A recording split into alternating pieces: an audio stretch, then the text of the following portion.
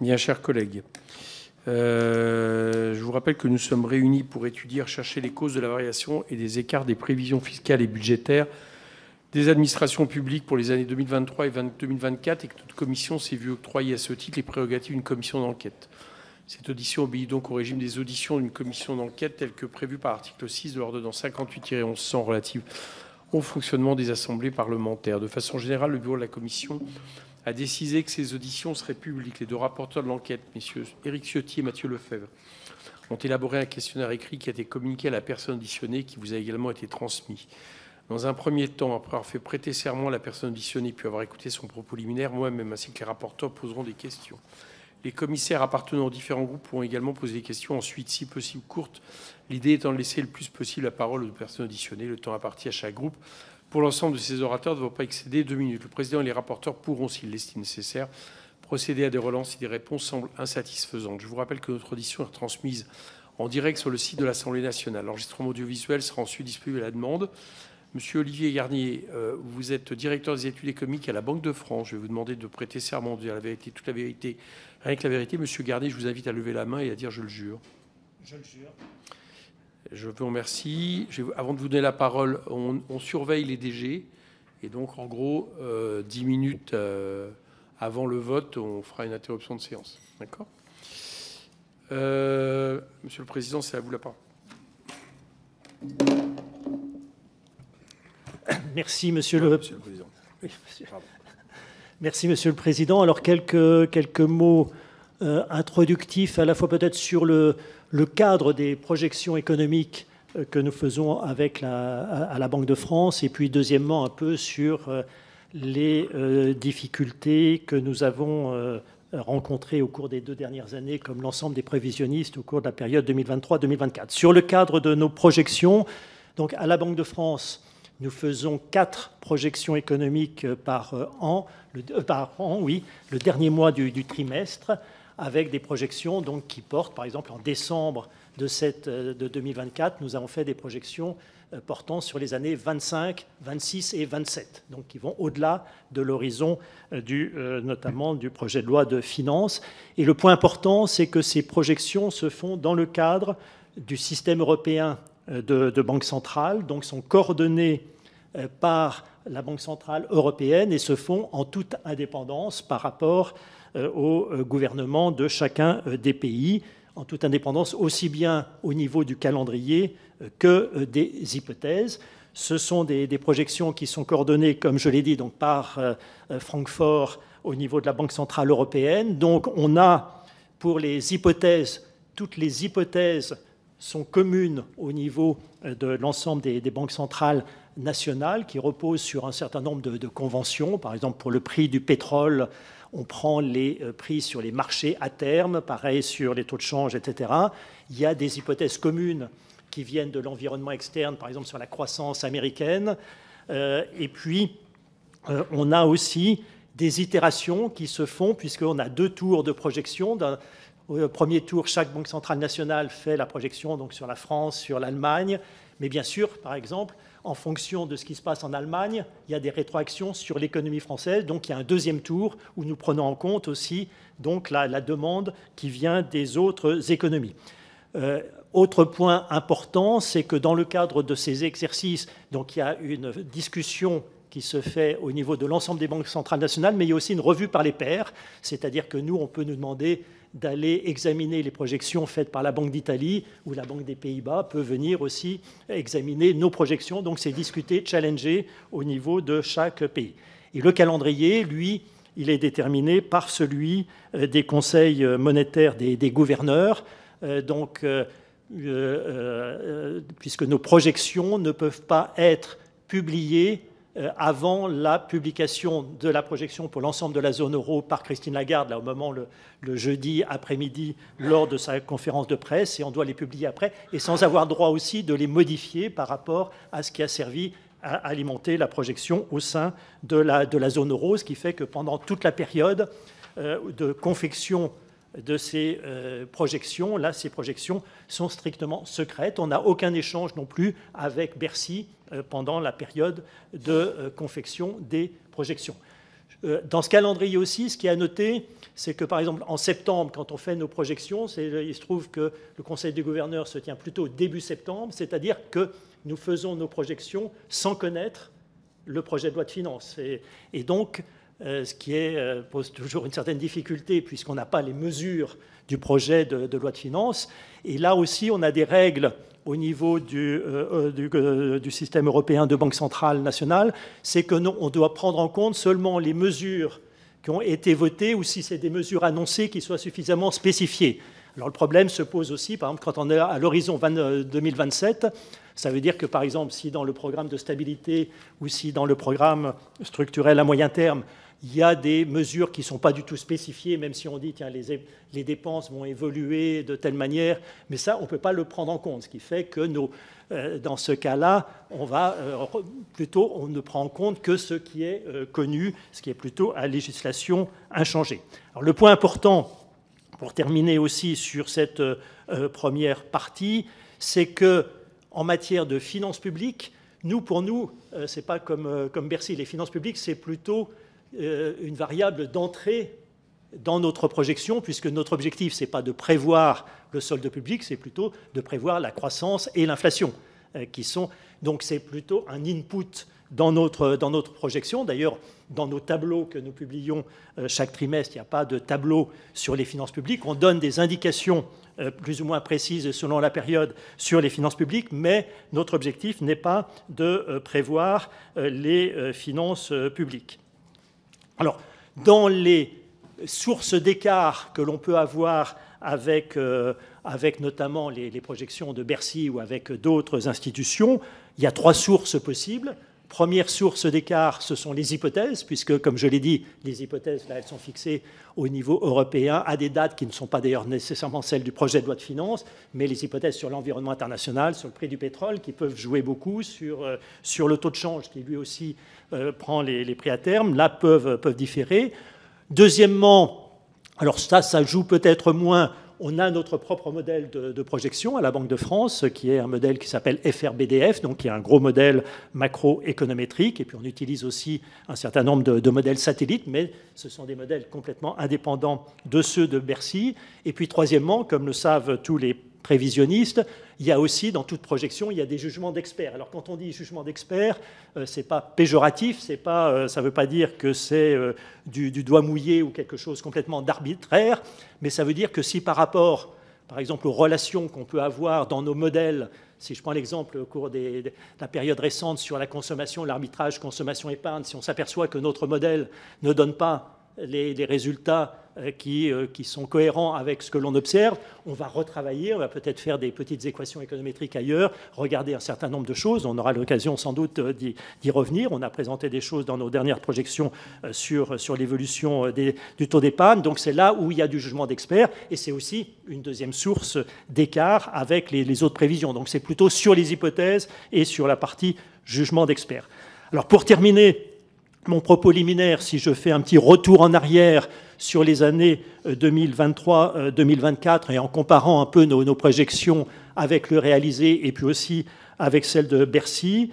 Pour l'année, alors je prends les projections de décembre qui sont les plus comparables avec celles des projets de loi de finances, puisque celles de septembre sont plutôt faites au cours du mois d'août et sans pouvoir aussi intégrer les éléments budgétaires, alors que celles de décembre sont faites au cours du mois de novembre.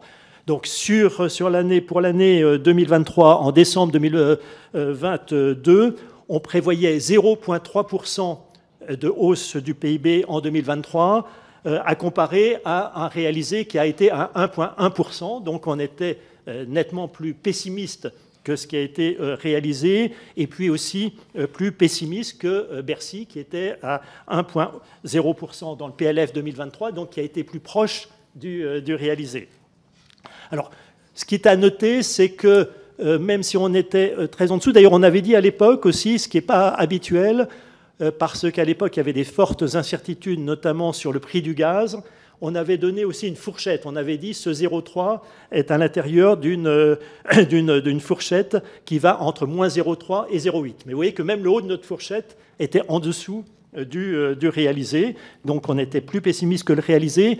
En revanche, en termes de composition de la croissance, si on prend notamment ce qu'on appelle la demande intérieure privée, c'est-à-dire en gros consommation plus investissement, finalement, on avait vu juste. C'est-à-dire que notre faible croissance venait du fait que la demande intérieure privée, et notamment la consommation et l'investissement, serait faible parce que l'erreur que l'on a faite, en quelque sorte, c'est d'une part sur la demande publique, c'est-à-dire qu'il y a eu beaucoup plus de consommation et investissement public en 2023 qu'on l'avait prévu, et puis deuxièmement aussi sur ce qu'on appelle la contribution du solde extérieur à la croissance. Donc la croissance a été tirée par l'extérieur, donc le surplus de croissance par rapport à notre prévision est venu non pas de la demande privée, mais de la demande publique et de la demande étrangère. Donc ça, c'est pour l'année 2023.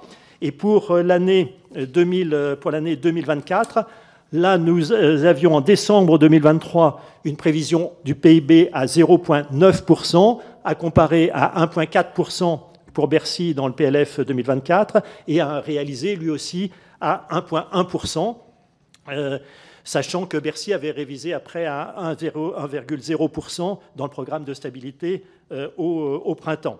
Et là, je dirais que dans les deux cas, aussi bien à Bercy que chez nous, on avait un peu surestimé la consommation. Nous, on était un peu moins haut sur la consommation pour 2024 que Bercy, mais on était quand même un peu au-dessus. Et puis là aussi, c'est plutôt la demande publique et la demande étrangère qui ont tiré la croissance.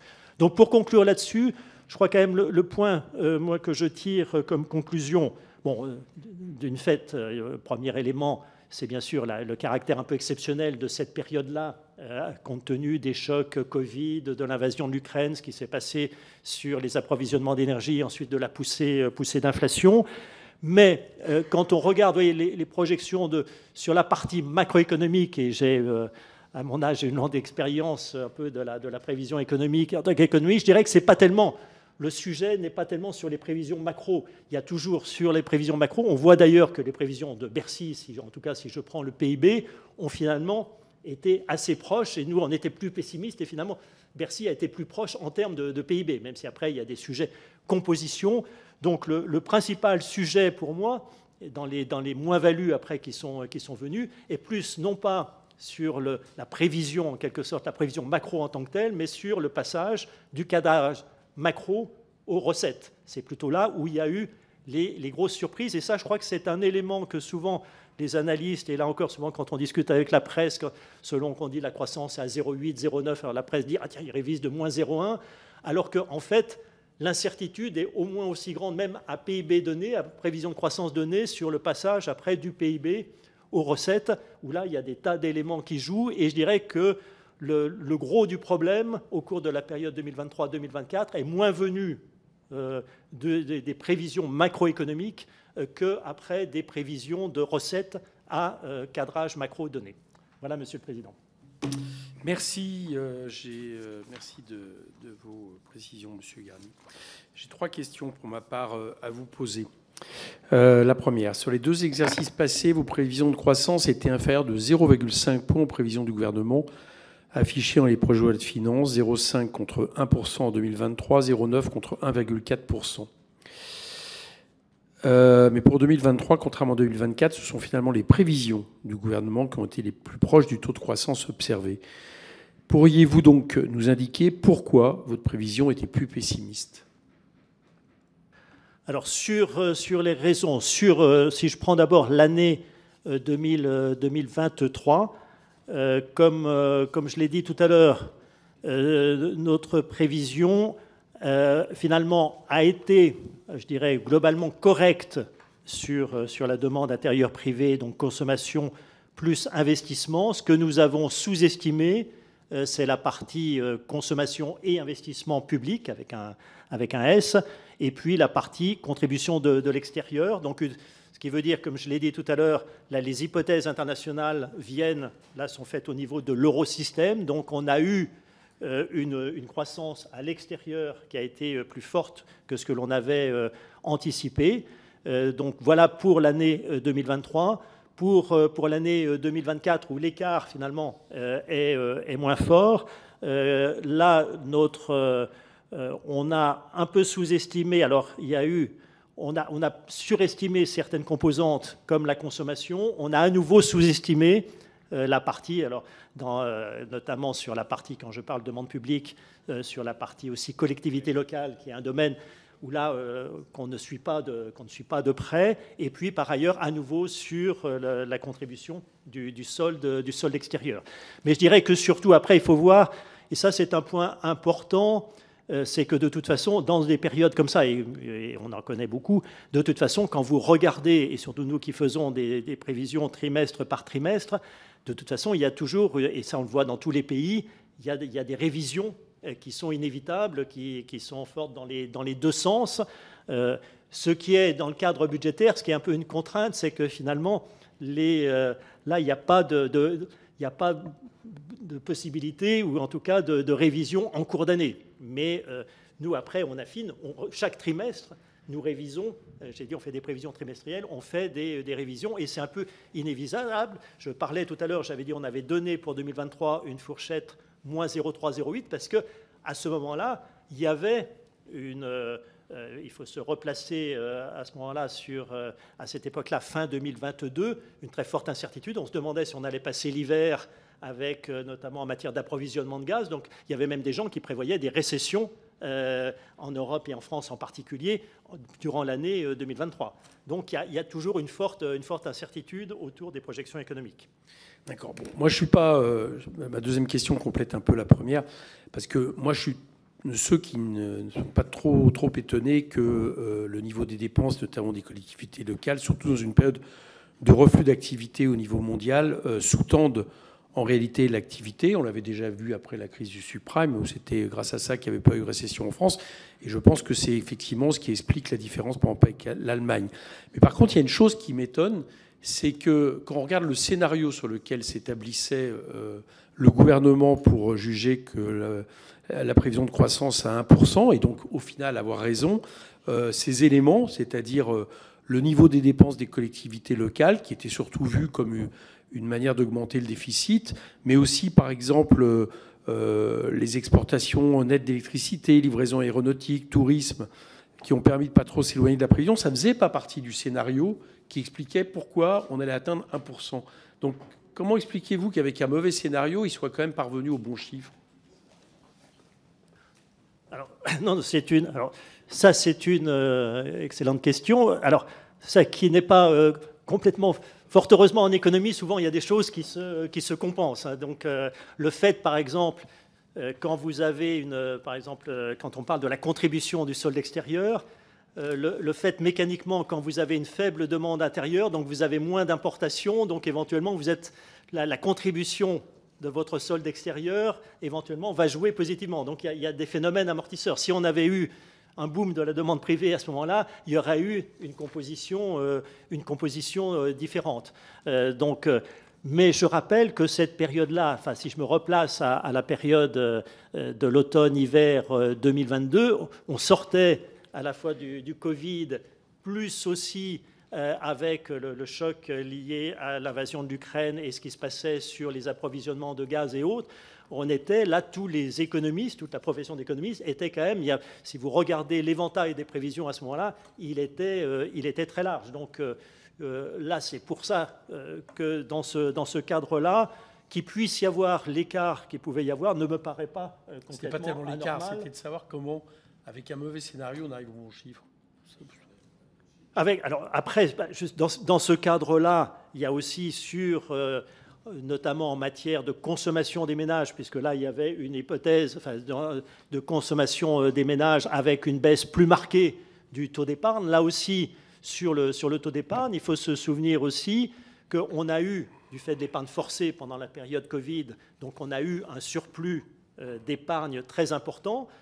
Donc ce n'était pas complètement anormal de supposer qu'à la suite de l'accumulation de ce surplus d'épargne, les ménages allaient dégonfler ce surplus d'épargne. C'est ce qu'on a vu aux États-Unis.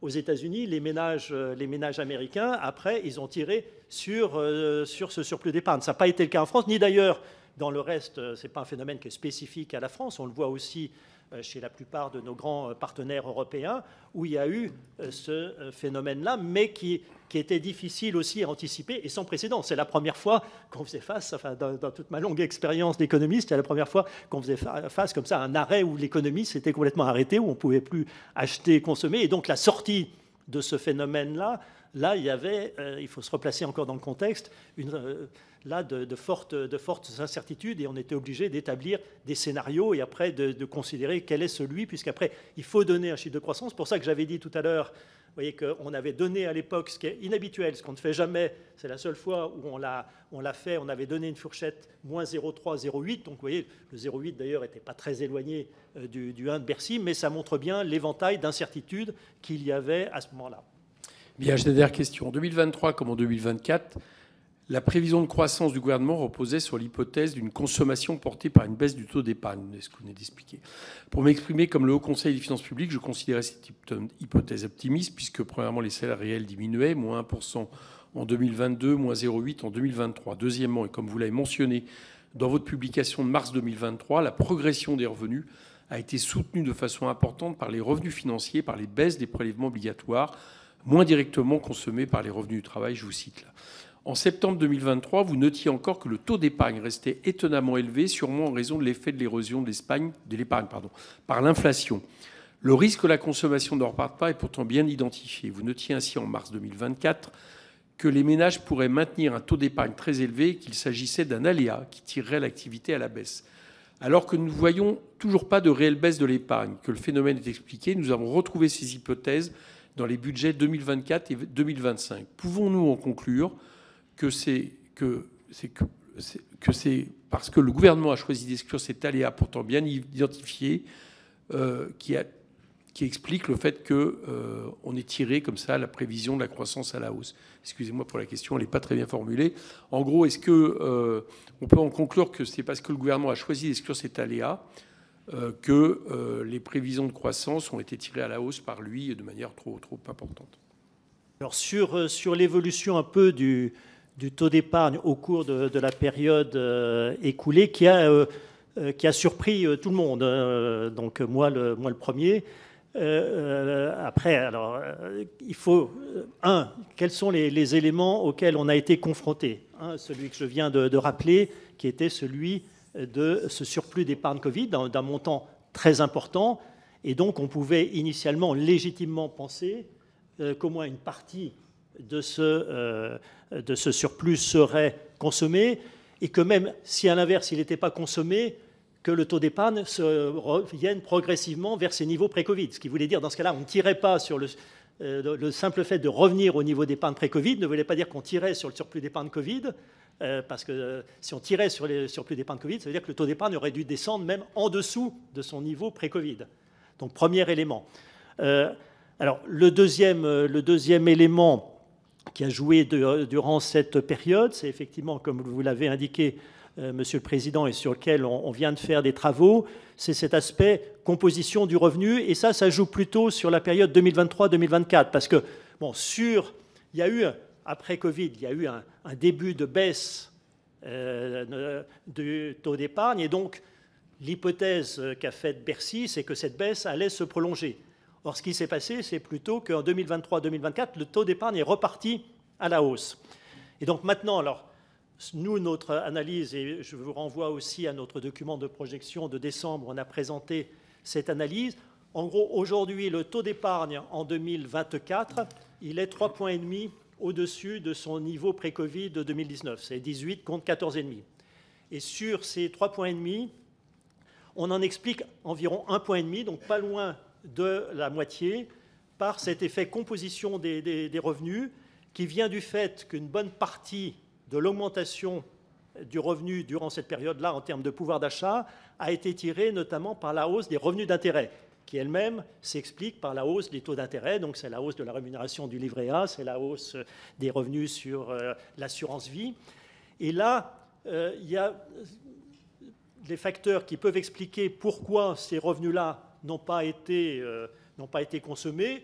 On peut donner différents types d'explications, mais qui vont toutes dans le même sens. C'est d'abord de dire que ces revenus c'est plutôt chez les personnes aisées qui ont une propension marginale à consommer qui est plus faible. Donc, Et puis surtout, il faut bien voir que ce qui est lié au taux d'intérêt, je dirais, c'est un peu une augmentation comptable du revenu tel qu'on le mesure, parce qu'il y a hausse des taux d'intérêt avec l'inflation, mais qui est juste, vous voyez, ça ne veut pas dire le taux d'intérêt réel, lui, n'augmente pas nécessairement. Donc là, les intérêts perçus sont plus élevés que l'année précédente, mais ça ne veut pas dire, c'est juste la compensation de l'inflation en termes de patrimoine, de l'érosion de patrimoine. Et donc, on met quelque chose en revenu de quelque chose qui n'est pas actuellement en revenu. Ce qui veut dire aussi que dans la période qui vient, il faut s'attendre, puisque en 2024, par exemple, on a une hausse du revenu disponible des ménages, du pouvoir d'achat du revenu disponible, qui devrait peut-être même dépasser 2%, d'ailleurs, qui est plus importante que ce qui a été anticipé au début.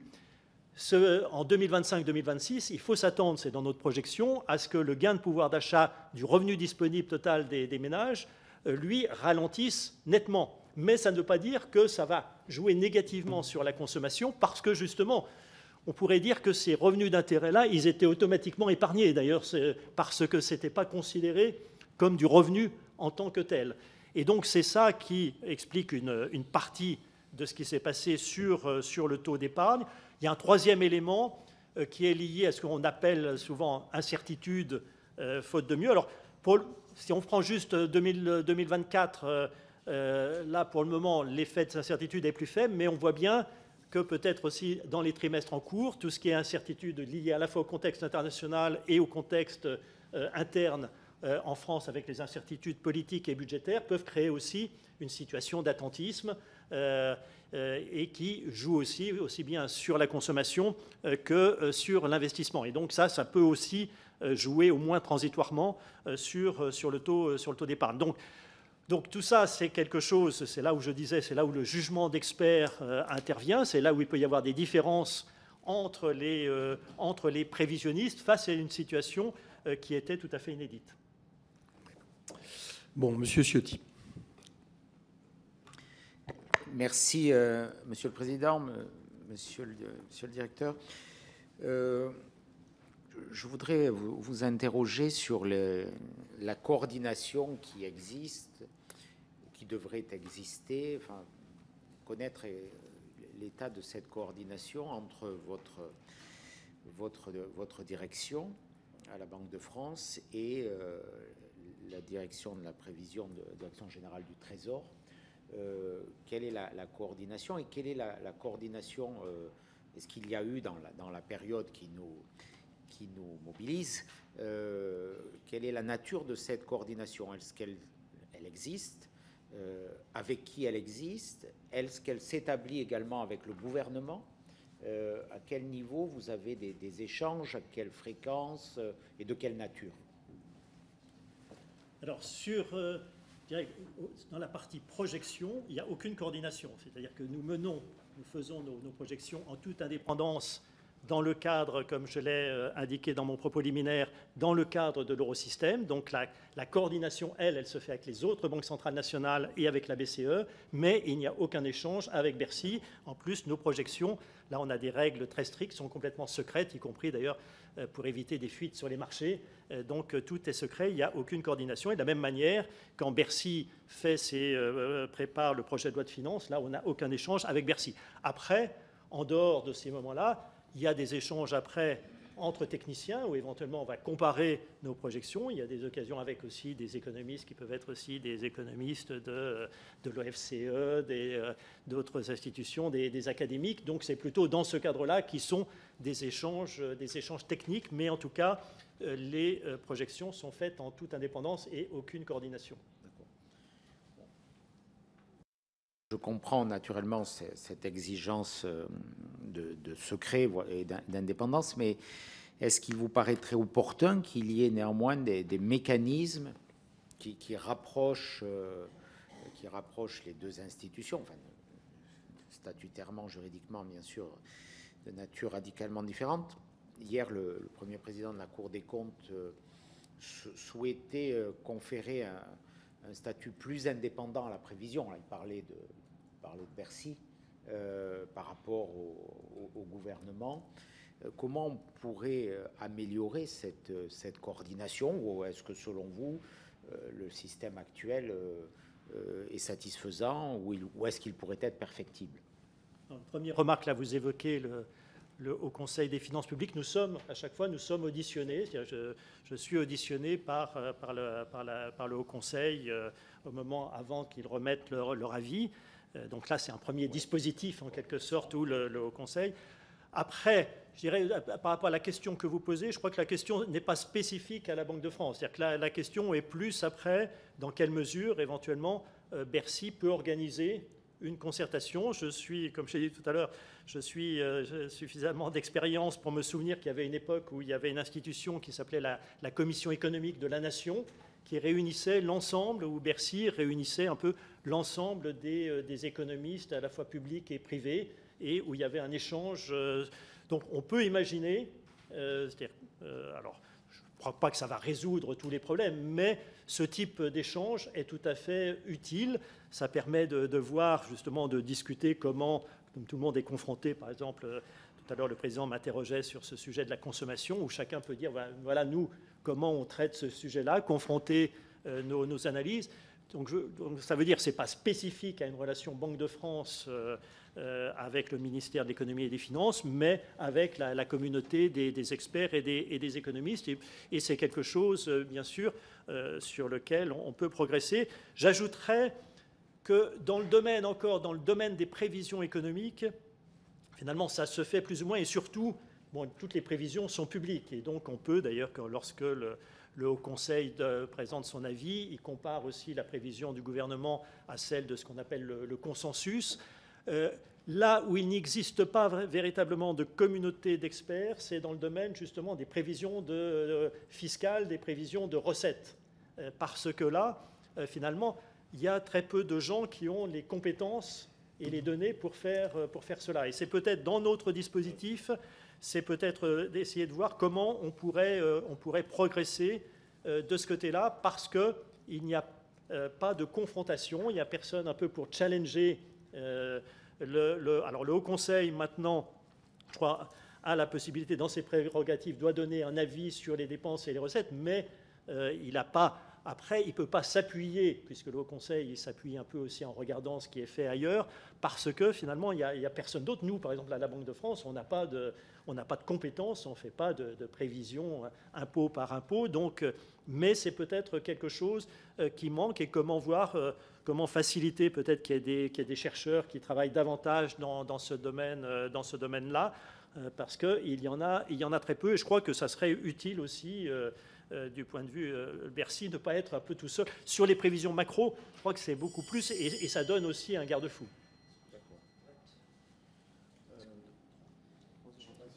Si, non, allez-y.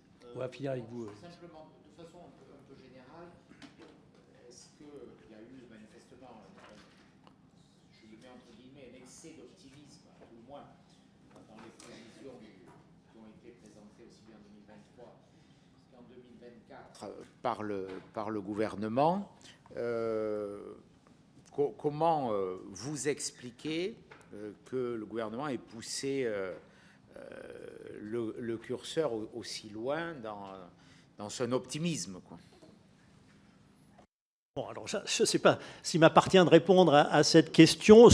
Première remarque, c'est que sur la prévision macro en 2023, par exemple, on a vu que la prévision du gouvernement a été plus proche du réalisé que la nôtre, donc on ne peut pas la qualifier d'optimiste. Et sur 2024, là, c'est vrai que la projection, le 1,4 au départ était un peu haut, mais a été corrigé assez vite, et le réalisé a été entre les deux. Donc je dirais que ça, c'est quelque chose...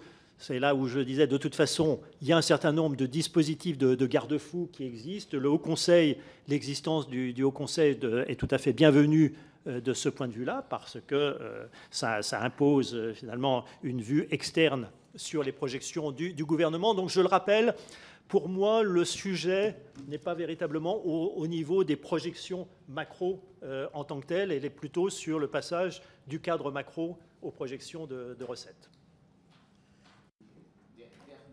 Question, monsieur le directeur. Est-ce que vous pensez à ce stade que la prévision du solde de déficit des dépenses publiques à 6,1 reste pertinent pour 2024. Alors, moi, je peux seulement porter un jugement sur l'effet, sur l'activité, pour 2024, sur le PIB, l'activité, ce qu'on voit sur la consommation. Donc aujourd'hui, on a, et notamment, alors l'INSEE n'a pas encore publié les comptes du quatrième trimestre, mais sur le quatrième trimestre, nous, sur la base de nos enquêtes mensuelles de conjoncture, on prévoit un PIB qui est stable au quatrième trimestre avec une activité sous-jacente à plus 0,2 parce qu'il y a un effet contre-coup de l'effet Jeux Olympiques. Et sur la base de ce 0 au quatrième trimestre, c'est compatible avec un 1,1%. Donc, en tout cas, il n'y a pas sur 2024, sur la partie macroéconomique, aujourd'hui, il n'y a pas de mauvaise, sur laquelle je peux me prononcer, là, il n'y a pas de mauvaise surprise à attendre sur la partie. Alors 2025, en revanche, là, il y a à nouveau pas mal d'incertitudes, mais là, dans le jeu des incertitudes habituelles, mais peut-être encore plus élevées, y compris du fait de l'environnement international. Et du contexte politique français, et puis aussi de l'incertitude, par exemple, sur ce qui peut se passer en matière de droits de douane aux États-Unis. Bon, je propose qu'on interrompe pour les voter. Parce que vous avez beaucoup de questions ou pas? Moi, j'ai terminé. D'accord, ok.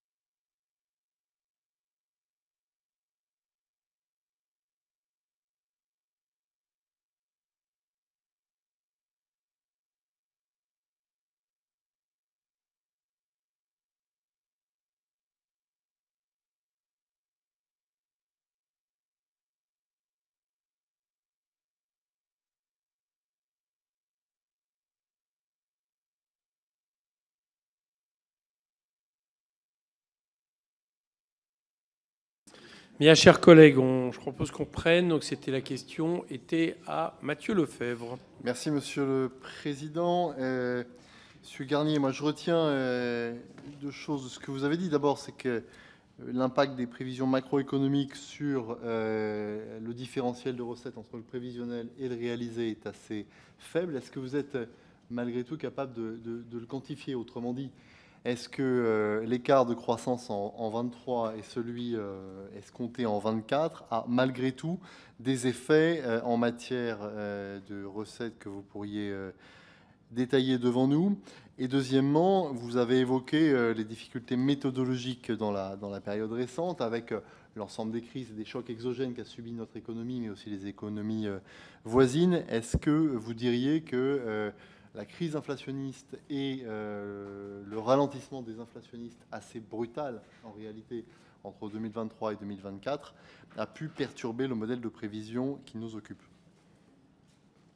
Alors, sur la première question, quand j'ai dit, je ne dis pas que le cadre macro n'a pas joué, mais c'est de l'ordre de ce que l'on voit habituellement, où il y a et j'ai connu aussi des périodes, je me souviens de périodes au début des années 90 où il y a eu des chocs avec là, des écarts beaucoup plus importants liés à la macro.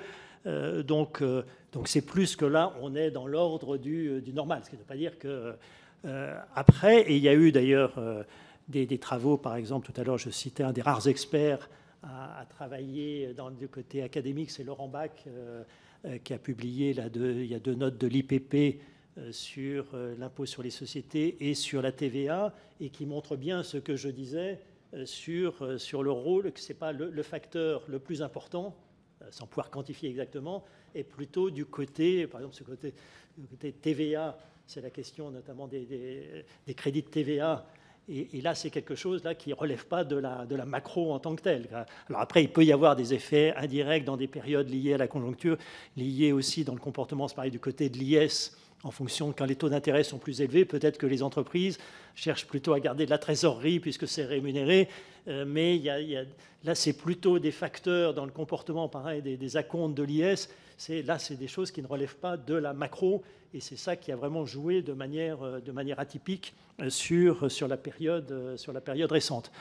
Après, sur votre deuxième question, alors, sur la partie inflation, et c'est vrai que là aussi, c'est quelque chose, puisqu'on avait, disons qu'on n'avait pas connu de période d'inflation depuis les années 80. Donc là, c'est quelque chose qui était, alors pas aussi inhabituel qu'une pandémie, mais en tout cas qui a joué. Alors, on a eu, je crois que sur la partie inflation, c'est toujours l'effet sur les finances publiques est toujours un peu compliqué parce que il ne faut pas regarder que le côté recettes aussi, il faut regarder le côté dépenses. Et là, on parle beaucoup souvent de l'impact sur les recettes parce qu'on a tendance à dire, tiens, mais si finalement, par exemple en 2024, l'inflation a reculé davantage donc, et le PIB nominal, par exemple, a été plus faible, certes, mais ça doit jouer aussi du côté dépenses. Et puis après, ce n'est pas évident aussi sur la masse salariale, il n'y a pas une relation, ce n'est pas parce que, par exemple, le prix de l'énergie a plus baissé qu'attendu. Ce n'est pas pour ça que la masse salariale nominale va être sensiblement plus basse. Donc, il faut se méfier des jugements, mais c'est vrai qu'il y a des choses. Je dirais ce qui a pas mal compliqué pendant la période, c'est ce qu'on appelle un peu, dans le jargon des économistes, le choc de termes de l'échange, lié là aux fortes variations de prix des matières premières importées, avec des forts effets aussi sectoriels. On a vu d'ailleurs, quand on regardait des chiffres un peu sur, par exemple, l'excédent brut d'exploitation des entreprises, il y a eu, dans un premier temps, l'inflation a pas mal gonflé le BE dans certains secteurs, et puis dans d'autres secteurs, c'était l'effet inverse dans les services. Donc après, il peut y avoir aussi, même au niveau de l'IS, des effets de composition qui peuvent jouer et qui peuvent perturber les choses. Si je rentre encore plus dans la technique, parce que souvent, dans les projections de recettes un peu macro, on calcule les élasticités par rapport au PIB nominal, et donc c'est le prix du PIB, qui est d'ailleurs un objet un peu assez théorique, parce que c'est le prix de la valeur ajoutée, et dont le calcul repose sur des tas de conventions. mais il n'y a pas de raison, par exemple, que ça soit, est-ce que c'est le bon déflateur qui doit être pris, parce que du côté, éventuellement, du côté TVA, par exemple, c'est peut-être davantage les prix de la consommation qui importent. Et on voit qu'il y a eu le prix du PIB et le prix de la consommation, ils n'ont pas évolué. Dans un cas, il y en a un qui était très en dessous de l'autre et inversement, donc il y a des mouvements. Et donc dans ce genre de période, avec des mouvements forts dans les deux sens, ça perturbe pas mal. Ce n'est pas tellement une question de modèle en tant que tel, mais ça crée pas mal de réallocations entre secteurs, des choses un peu compliquées et qui peuvent expliquer une partie aussi des erreurs. Merci beaucoup. Sur la capacité à externaliser éventuellement la prévision, vous avez répondu partiellement à Éric Ciotti, mais est-ce que vous jugez qu'une externalisation totale de la prévision dont le gouvernement serait dépendant serait un progrès démocratique? Et inversement, ou peut-être de façon complémentaire, est-ce que vous considérez que la publication d'intervalles de confiance serait susceptible d'améliorer la prévision, notamment la prévision de recettes? Et toujours s'agissant des questions méthodologiques, est-ce que vous avez des éléments de comparaison avec vos homologues, notamment britanniques et allemands, qui ont eux aussi, je crois, connu une prévision dégradée ces 2 dernières années? Bon, sur le sujet externalisation, bon, c'est pas à moi de me prononcer un peu sur ce, d'un point de vue normatif, un peu ce qui est à faire. Là, juste un peu mon jugement d'expert que je disais tout à l'heure. Je ne suis pas certain que la question de savoir où sont localisées les projections macro, ça soit la chose la plus importante. Ce qui importe, c'est qu'elles puissent être discutées, qu'elles puissent être challengées, qu'il y ait des garde-fous comme le Haut Conseil. Après, savoir est-ce qu'il faut aller vers... Alors, il y a le modèle qui est celui de l'OBR au Royaume-Uni, où là, tout est délocalisé, mais si on regardait, je ne suis pas sûr que les prévisions soient meilleures du côté OBR. Donc oui, et puis sur quelle base on dit qu'elles sont meilleures? Oui, quand je comparais tout à l'heure les prévisions Banque de France, Bercy, je ne suis pas capable de dire lesquelles sont meilleures ou non. Donc ce qui importe surtout, c'est que le mécanisme soit transparent, que ça puisse être discuté, qu'on voit bien quelles sont les hypothèses. Sur la question des intervalles de confiance, sur la question des fourchettes, etc., qui est un débat récurrent que l'on a au sein de... Lorsqu'on fait de la prévision économique, on a parfois aussi ce débat au sein de l'eurosystème. J'ai dit tout à l'heure que dans nos prévisions 2023, là, nous avions donné une fourchette. Parfois, il nous arrive aussi, à côté de notre scénario dit central, on a fait ça pendant la période Covid, aussi dans des périodes, de faire un deuxième scénario. Là, plusieurs remarques là-dessus. Une première remarque, c'est que c'est vrai que d'un point de vue pédagogique, parfois, c'est utile de donner des fourchettes, des intervalles de confiance pour bien rappeler à la communauté des utilisateurs que toutes les projections sont entourées d'une incertitude. On donne le scénario qu'on présente, c'est celui qu'on considère comme le plus probable à une date T, mais ça ne veut pas dire que c'est le seul possible. Donc, il y a cet aspect pédagogique qui est important. Après, il y a 2 questions pratiques. Il y a une question pratique de communication, ce que montre toute l'expérience dans ce domaine-là. Et on a aussi, côté Banque centrale, cette expérience-là. Par exemple, la Banque d'Angleterre, en matière de prévision d'inflation, a l'habitude de présenter ce qu'on appelle des fan charts. Alors, en français, je ne sais pas comment traduire ça. En gros, c'est une prévision entourée de la marge d'un nuage autour de cette prévision. Ce que nous dit la Banque d'Angleterre, c'est que ça n'intéresse personne. Personne ne regarde ça, ni les analystes, ni la presse. Les gens retiennent le chiffre central.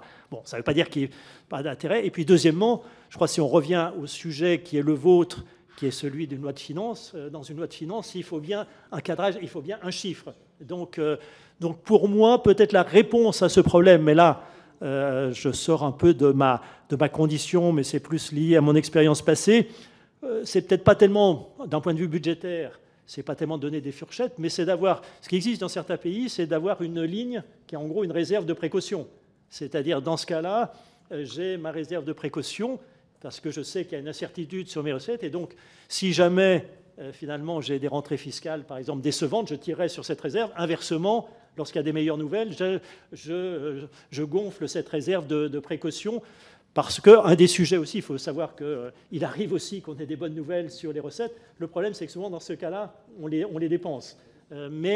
Donc c'est plutôt dans le cadre budgétaire, et il me semble que si on voulait, mais ça c'est tout à fait personnel, mais si on voulait gérer ça, c'est plus en ayant une ligne de précaution qui est à gérer plutôt qu'en donnant, parce que de toute façon, après, il faut bien que vous votiez sur un solde de loi de finances qui peut avoir qu'un seul chiffre.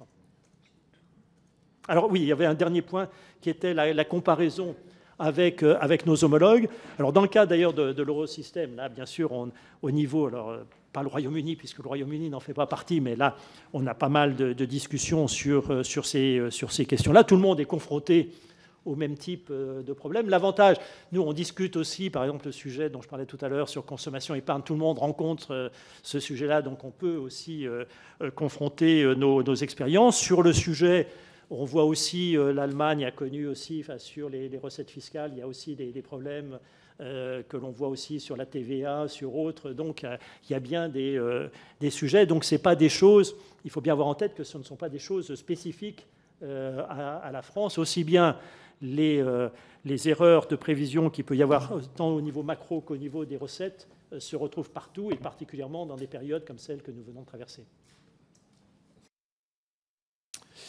Merci. On va passer aux orateurs de groupe. On va commencer par M. Jean-Philippe Tanguy.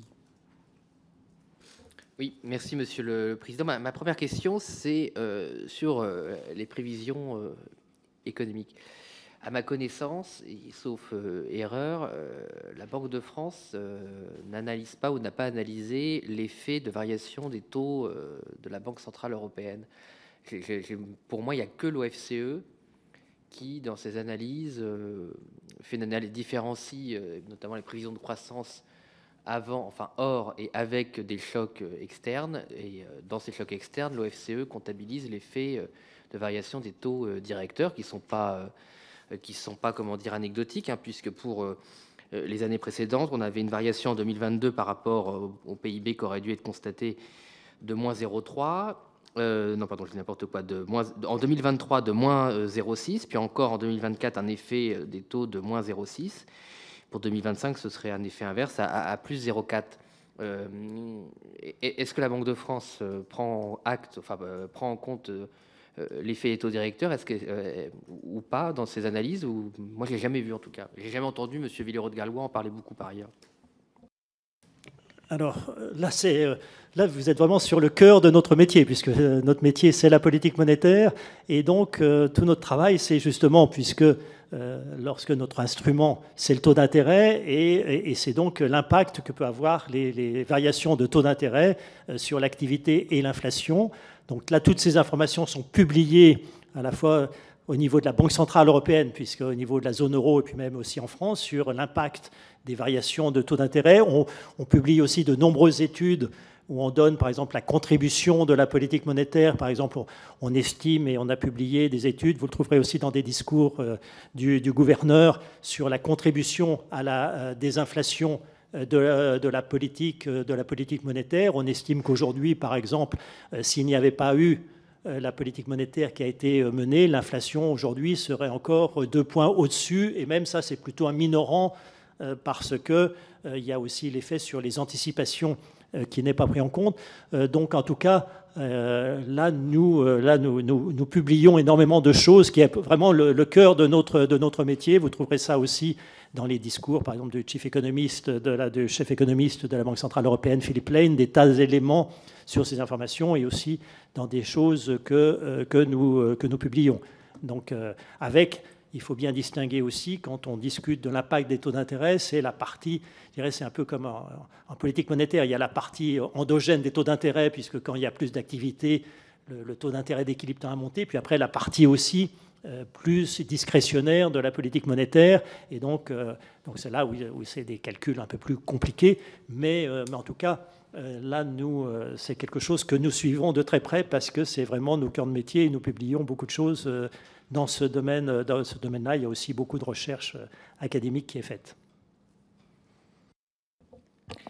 Merci. Écoute, vous avez un peu précédé ma question suivante, parce que justement, si vous posez cette question, c'est que c'est bien le cœur de votre métier, ou en tout cas ça l'était, jusqu'à ce que cette compétence passe au-dessus de vous. Donc, justement, j'ai bien conscience, j'ai vu les publications, les discours sur l'effet de la politique de la Banque Centrale Européenne sur l'inflation.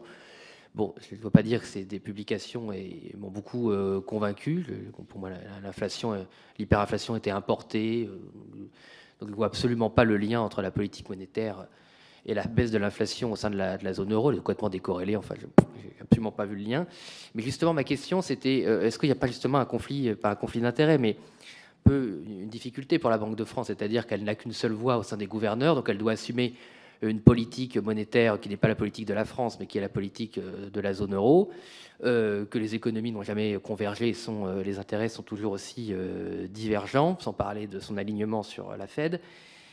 Et en fait, je reviens à ma question sur laquelle vous n'avez pas répondu. C'est moi, je n'ai pas vu ces données de l'OFCE, donc ou alors vous pouvez nous les communiquer, parce que moi, j'ai recherché avant votre audition, je n'ai pas trouvé de données de la Banque de France qui prévoit ou analyse l'effet concret des choix de la Banque Centrale Européenne sur la croissance. Moi, je ne ai trouvé que l'OFCE qui dit effectivement que 2023-2024, on a quand même un effet cumulé de moins 1,2 points de croissance liés à la politique monétaire. Donc, si vous voulez, bon, moi, je veux bien qu'on s'auto-congratule sur ces effets sur l'inflation, qui n'est pas tout prouvé. D'ailleurs, la Banque de France n'a absolument pas anticipé l'hyperinflation. Il n'y a aucune publication de la Banque de France qui dit attention, il y a des risques inflationnistes. Ou alors vraiment, il est bien caché parce que je ne l'ai pas trouvé, je ne l'ai jamais entendu.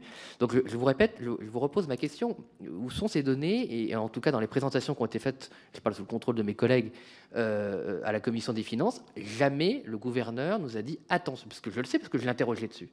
Je fais partie, un bon vieux souverainiste. Il n'y a que moi qui déplore, sauf erreur, le fait qu'on n'ait plus notre politique monétaire. Donc, l'effet concret des choix de la BCE sur la croissance française, je suis désolé, monsieur, je ne les ai pas vus. Oh, déjà, je crois. Alors, je ne sais pas, on peut passer du temps, mais là, on sort un peu du domaine, d'ailleurs, qui est celui de cette commission d'enquête. Mais juste pour vous répondre brièvement, parce que là, le sujet était sur les prévisions de croissance et d'inflation. Oui, non, mais tout à fait. Mais déjà, quand vous dites que la politique monétaire ne joue pas sur l'inflation parce que c'était importé, le rôle de la politique monétaire, ça a été, c'est vrai que l'origine de l'inflation au départ, comme vous l'avez dit, c'était bien un choc sur les prix importés.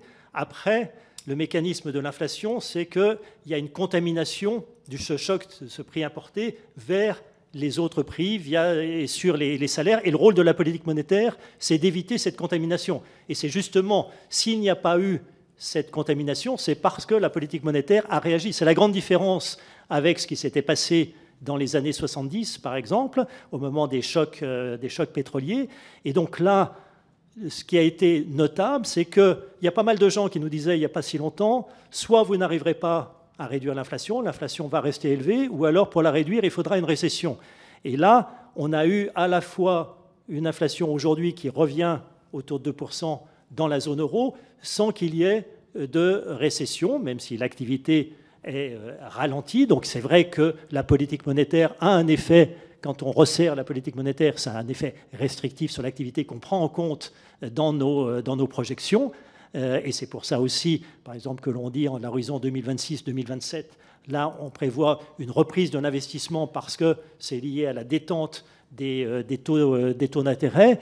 Donc là, c'est vraiment des choses que nous prenons en compte dans nos prévisions, et on pourra vous communiquer aussi des tas d'études sur l'impact à la fois sur l'activité et sur l'inflation du resserrement monétaire. Ça fait partie un peu de notre cœur de métier, mais voilà.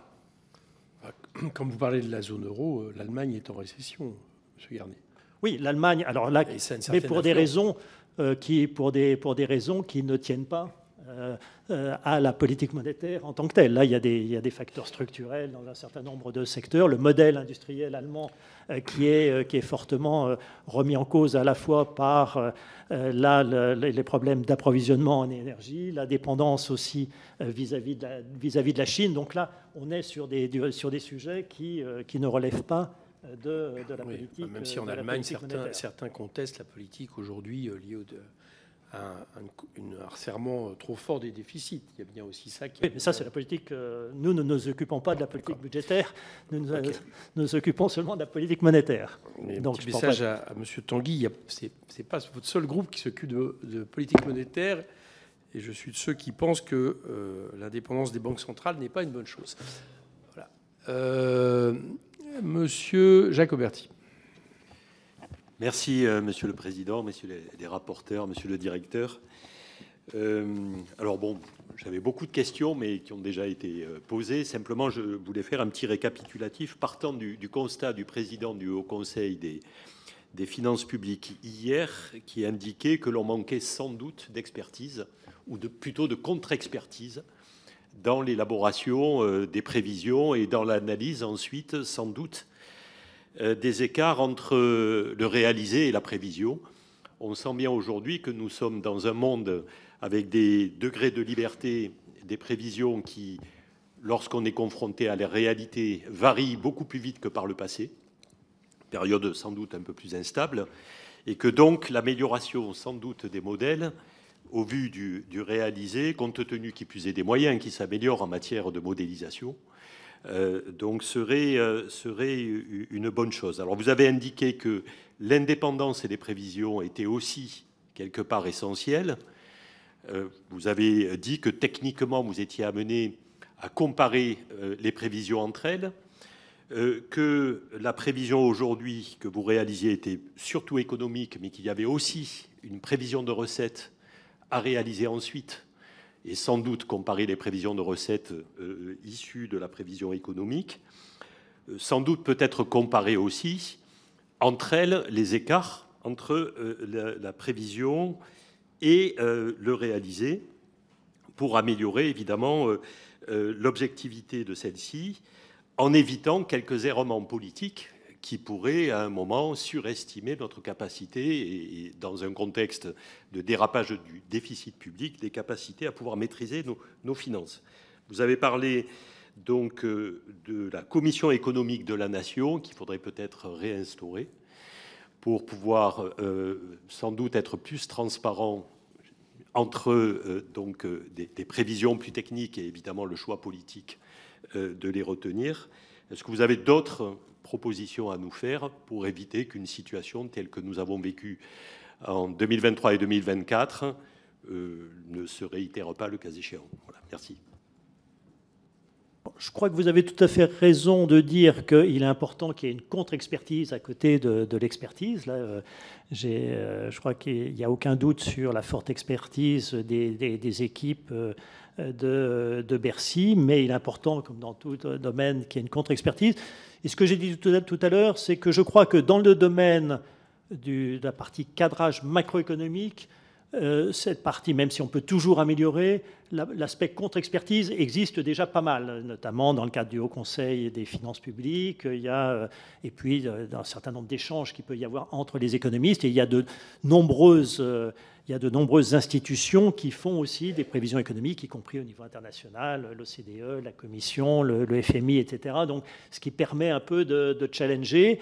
Et donc, là où il y aurait un besoin, je crois, accru de contre-expertise, c'est plutôt dans le domaine des prévisions, là, plutôt de recettes, où là, je dirais que Bercy est un peu seul. Et donc, là, je crois que c'est là où il y a un besoin de développer cette contre-expertise, cette discussion. Donc, il y a des questions aussi, alors, qui peuvent être un peu compliquées, d'accès aux données, d'accès aux modèles, etc. Mais je pense que c'est là où il y a... là, il ne m'appartient pas de faire des propositions sur ce qui doit être fait, mais je crois que où il y a la plus grosse marge de progrès, c'est de ce côté-là. Sophie Mette. Merci beaucoup, Monsieur le Président, Monsieur le rapporteur général, Messieurs les rapporteurs, Monsieur le Directeur. Bon, alors beaucoup de questions ont été posées, comme on disait tout à l'heure avec mon collègue. Donc, effectivement, en arrivant à la fin, ça devient un peu plus compliqué. Donc, vous nous confirmez que vous travaillez en toute indépendance et qu'il n'y a pas de coordination entre le gouvernement et la Banque de France, c'est ce que vous nous avez dit tout à l'heure. En est-il de même entre la Direction générale du Trésor et la Banque de France ? donc avec ce même système de confidentialité et de travail en toute indépendance. Sur un plan opérationnel, vous l'avez abordé aussi, mais comment construisez-vous vos projections macroéconomiques? Avez-vous des modèles prédictifs à l'instar de la Direction générale du Trésor? Merci. Alors sur le premier point, quand j'ai dit qu'il n'y a pas de coordination avec Bercy ou le gouvernement, ça veut dire aussi avec la Direction générale du Trésor. Après, comme je l'ai indiqué, on a des échanges techniques où il y a un certain nombre de discussions qui sont au niveau à tous les niveaux, au niveau des experts, mais pas dans le processus d'élaboration de la prévision. Et sur votre deuxième question, alors effectivement, nous avons des outils de projection macroéconomique. Donc, on a notamment un gros modèle macroéconomique qui s'appelle FRBDF. Donc là, qui est notre outil principal et qui a été développé à la Banque de France. Et puis, par ailleurs, nous utilisons, on a ce qu'on appelle dans notre jargon des modèles satellites pour des choses un peu plus spécifiques, pour les prix, pour analyser, pour rentrer un peu plus dans le détail. Donc on a toute une série d'outils, mais notre principal modèle, c'est le modèle FRBDF, sur lequel on a publié aussi un certain nombre de documents qui explicitent ce modèle. Vous pouvez juste préciser ce que veut dire FRBDF, s'il vous plaît? FR, c'est pour France, et BDF, Banque de France. Charles de Courson.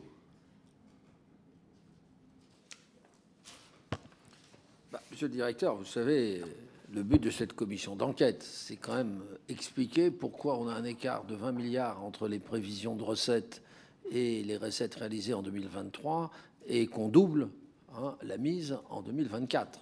Donc là, ça devient stratosphérique. D'où deux questions.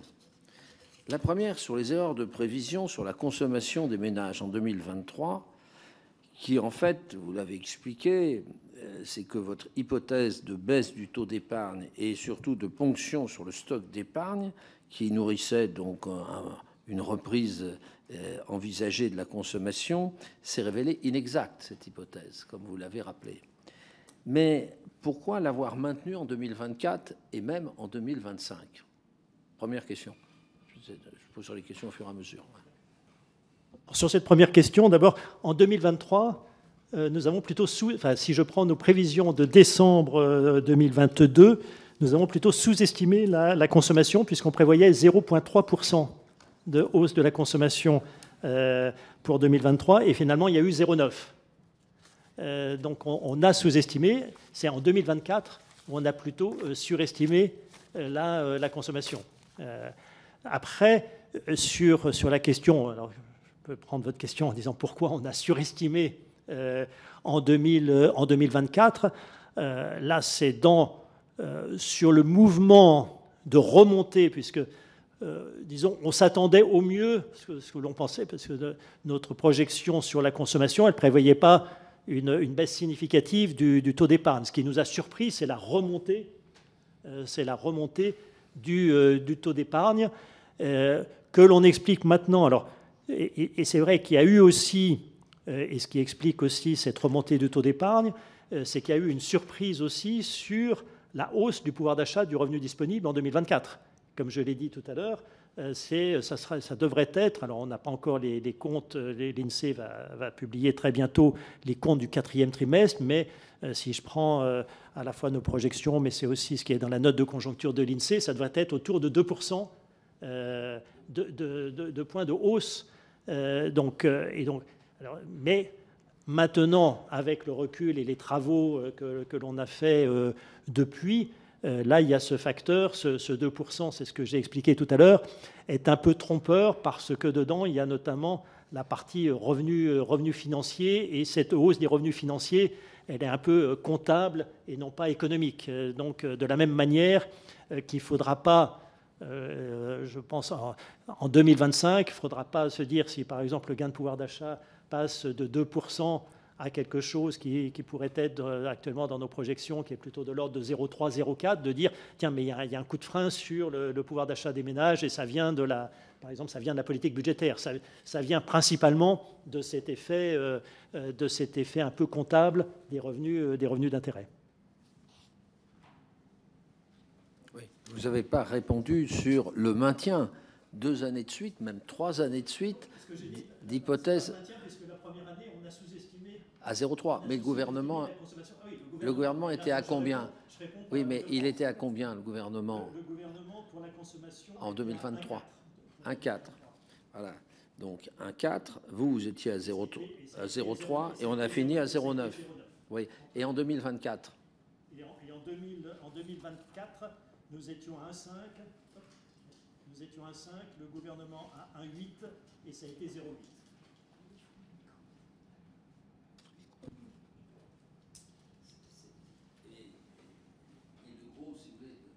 De votre réponse, mais pourquoi est-ce qu'on maintient d'année en année? Ça arrive de faire des erreurs, mais errare unam est, hein, mais perseverare diabolicum. Bon, et on continue en 2025. Vos prévisions 2025 associées à vos 0,9, c'est quoi? Pour 2025, je peux vous donner, alors attendez, là, pour être sûr de vous donner le bon chiffre pour 2025, sur la consommation en 2025, nous avons une prévision de 0,9 en 2025 de la consommation. Alors sur le gouvernement, ça faut que je cherche ailleurs pour trouver sur le gouvernement. Parce que là, j'ai moins ça. Est-ce que j'ai ça sous la main? Peut-être. Ah oui. Sur le gouvernement. Alors, est-ce que j'ai ça, le PLF? Je ne suis pas sûr de l'avoir. Si, le PLF 2025, sur la consommation, 1,3. C'était le gouvernement avant, dans le cadre du PLF. Hein. Donc, je ne sais pas ce que va dans le cadre des nouvelles hypothèses Bercy. Mais là, votre point de dire parce que on s'est trompé, ce n'est pas du tout évident que l'erreur après sur le taux d'épargne. Si vous pensez, parce que le taux d'épargne reste quand même actuellement très, très élevé. Donc ce n'est pas parce qu'il a remonté que le mouvement qu'il y a eu, il n'y a pas de... Enfin, après, il faut faire une analyse pour bien comprendre ce qui s'est passé. Et la raison, une des raisons pour lesquelles nous prévoyons, parce que tout à l'heure je vous ai dit, il y a à peu près 1,5 point sur les 3 points de surcroît de taux d'épargne que l'on a par rapport à 2019. Je vous ai dit, aujourd'hui, on identifie qu'il y en a 1,5 point qui viennent un peu de la hausse des taux d'intérêt et des effets sur les revenus financiers. Maintenant que les taux se replient, ça veut dire que nous, le calcul que l'on fait, c'est que d'ici, alors ce n'est pas seulement en 2025, mais c'est que d'ici 2027, on va reperdre ce 1,5 point parce que, pour la raison que je vous donnais, c'est que les gains, là, justement, sur les gains de pouvoir d'achat vont être beaucoup plus faibles. Donc, ce qui a un peu gonflé le taux d'épargne en 2024, c'est justement cet effet un peu comptable sur le revenu des ménages, mais qui, a priori, n'a pas de raison, en tout cas à aujourd'hui, sur ce que l'on sait des taux d'intérêt, n'a pas de raison de se reproduire dans la période qui vient. Au contraire, les revenus d'intérêt vont diminuer. Donc, il y aura moins de gains de pouvoir d'achat du revenu disponible, qui est celui qui figure au dénominateur du taux d'épargne. Ce qui trouble notre commission, c'est de voir des erreurs répétitives fondées toujours sur les mêmes hypothèses. On ne change pas les hypothèses. Parce que l'idée qu'on doit revenir à un taux de 14,5, attendez, ça vient d'où? Parce qu'on a constaté pendant quelques années qu'on était autour de 14,5. Oui, d'accord, mais les acteurs économiques peuvent changer. Donc, il n'y a pas forcément une stabilité de long terme des taux d'épargne. C'est ça ce que on a l'impression qu'on pense que tout va revenir comme avant. Ah non. Dans notre projection. Oui. Oui. Dans notre projection 2027, on est encore à 16,4% de taux d'épargne en 2027. Donc vous voyez qu'on ne revient pas. J'ai juste dit qu'il y a une partie de la hausse, et qui est notamment celle qu'on a eue en 2024-2025. Là, on revient plutôt en 2027 aux alentours des niveaux de 2023. C'est plus la hausse de 2024, là, et notamment cet effet revenu qui est effacé. Donc c'est pas, il y a d'ailleurs 1,5 point un peu d'inexpliqué, et celui-là qu'on n'annule pas, donc qui reste, alors qui peut être lié à des changements justement que vous évoquez. Donc il faut bien faire. Ça serait, je pense, que ça serait tout aussi de la même manière que vous avez raison de dire, il ne faut pas s'obstiner dans un sens, mais inversement, se dire, il y a maintenant, on va rester à 18% pour l'éternité, ça serait à plus de sens, notamment parce que le facteur composition du revenu, lui qui a joué dans un sens, qui a joué à la hausse là, au cours de la période récente, devrait jouer dans l'autre sens après. Celui-là, on a réussi à l'identifier. Après, il y a les autres facteurs. Donc, il faut, ça c'est un peu le rôle de ce que j'appelais le jugement d'expert, qui est tout à fait important. Ma deuxième question concerne les prévisions de résultats fiscaux des entreprises. Parce que, alors là, on a des écarts énormes. Alors, comment vous expliquez qu'en 2024, on avait estimé les prévisions de recettes de l'IS à 72 milliards et qu'on a réalisé 57 milliards, c'est-à-dire à peu près le même niveau qu'en 2023. Par contre, en 2025, là, c'est plus prudent, on est à 56. Bon. Donc, ça ne nous a pas troublé de voir dans le projet de loi de finances une augmentation considérable de 57 à 72. C'est énorme d'augmentation.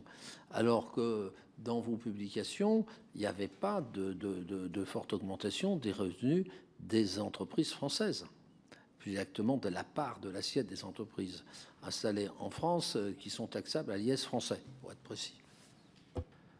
Alors bon, déjà, je fais le lien, parce que c'est toujours le point que j'insiste sur la macro, parce que là, on parle pas mal de consommation des ménages là, depuis tout à l'heure. Il faut quand même avoir en tête que sur la partie TVA, ce n'est pas la partie, les moins-values de TVA que l'on a, d'après les études que j'ai pu voir maintenant qui analysent, ça vient pas.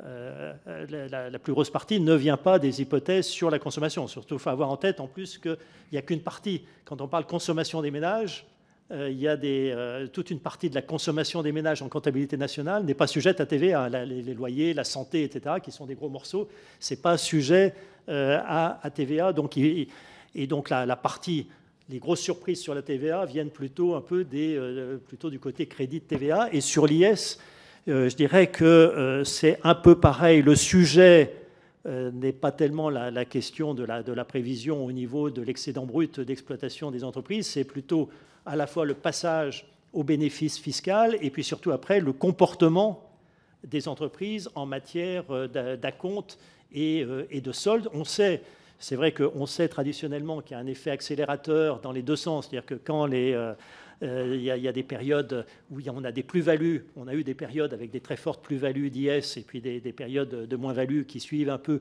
le cycle économique, mais qui viennent d'abord et avant tout de ce mécanisme un peu d'acompte solde, et sans doute aussi, c'est ça un des sujets, et je pense que c'est là où il y a un travail à faire, qui est aussi le passage de l'EBE au bénéfice fiscal, parce que dans les comptes nationaux, on travaille sur l'excédent brut d'exploitation qui est plutôt, puisque le taux de marge des entreprises s'est plutôt maintenu, donc là il n'y a pas eu de mauvaise surprise sur l'excédent brut d'exploitation des entreprises. Après, sur le bénéfice fiscal, il y a pas mal d'entreprises ou dans certains secteurs où il y avait notamment des déficits reportables, et c'est sans doute ça qui a été mal appréhendé, et notamment surtout surtout que là, quand on fait après sur l'IS, et sachant qu'il y a des déficits, la distribution, ce n'est pas seulement le montant global des déficits qui importe, mais c'est sa distribution entre les entreprises. Si le gros des bénéfices est plutôt dans des entreprises qui ont par exemple des gros reports de déficit, dans ce cas-là, vous pouvez avoir raison, vous voyez, sur la masse de prévisions type BE et même un peu sur le bénéfice après, mais sur ce qui est en recette d'IS, là vous allez avoir un effet négatif et qui est compliqué à prendre en compte. C'est sans doute là où je pense où il y a du travail à faire.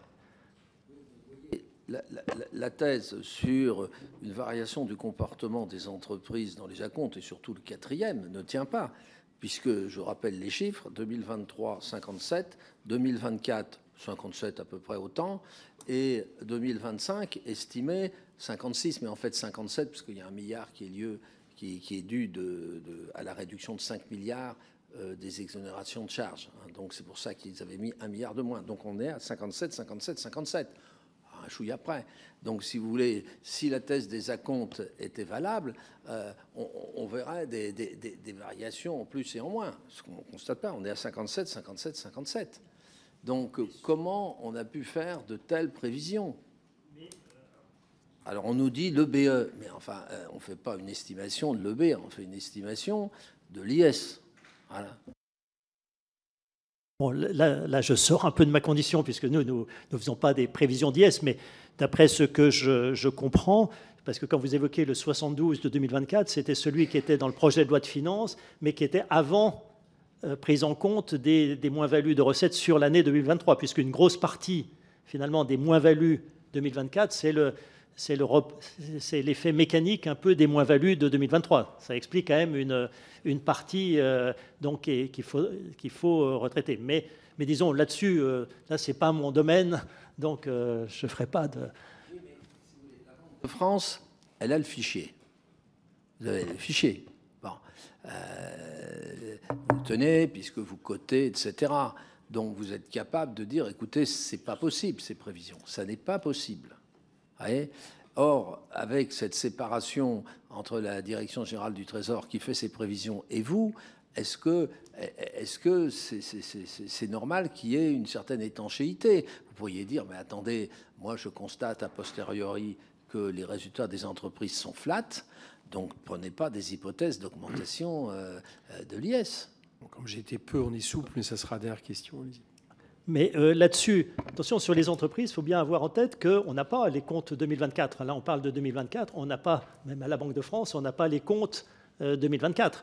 Et c'est pour ça aussi, après d'ailleurs, sur tout ce qui est dans les comptes nationaux, et je crois que Jean-Luc Tavernier a dû vous le dire, c'est seulement avec, quand on a toutes les liasses fiscales sur les entreprises, c'est quand on aura les comptes, et même sur l'année, même aujourd'hui, sur l'année 2023, on n'a pas encore...